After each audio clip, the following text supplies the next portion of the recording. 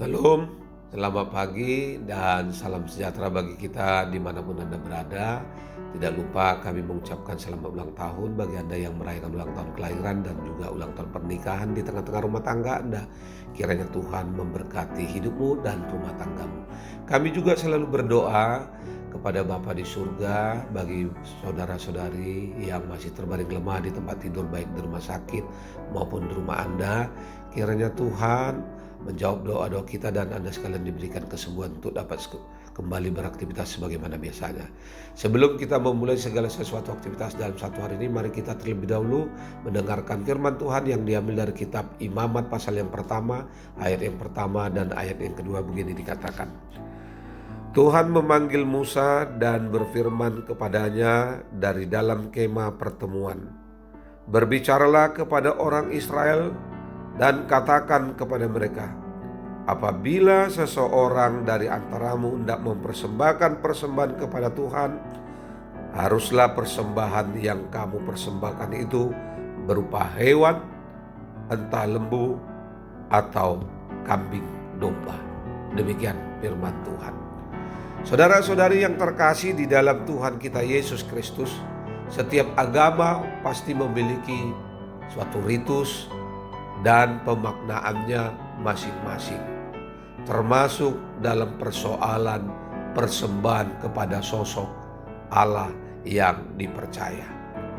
Melalui firman Tuhan saat ini kita pun mendapati bagian awal dari kitab Imamat yang berisikan banyak sekali panduan untuk melakukan ritus-ritus dalam kehidupan peribadahan orang Israel kuno.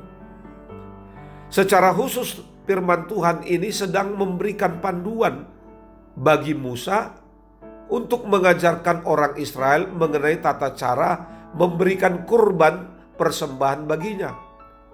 Namun hal yang menarik adalah pada ayat yang kedua dikatakan Tuhan dengan sangat tegas menekankan bahwa orang Israel hanya boleh memberikan persembahan hewan, entah lembu maupun kambing domba, sebagai ungkapan syukur kepada Tuhan. Apakah itu berarti Tuhan pilih-pilih terhadap persembahan umatnya? Semuanya diatur sebagai pelatihan kedisiplinan orang Israel agar tidak sembarangan dalam memberikan persembahannya kepada Tuhan.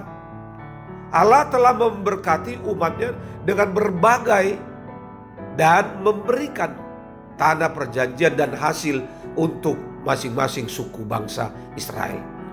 Mereka dapat mengelola tanah itu untuk pertanian dan peternakan. Oleh karena itulah Allah memerintahkan agar korban itu berasal dari hasil ternak sendiri. Ternak yang diberikan adalah yang terbaik dan tidak tercela.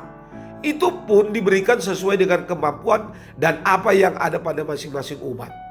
Tuhan telah memelihara dan memberkati tiap-tiap individu dan keluarga dengan cara yang menakjubkan dan luar biasa.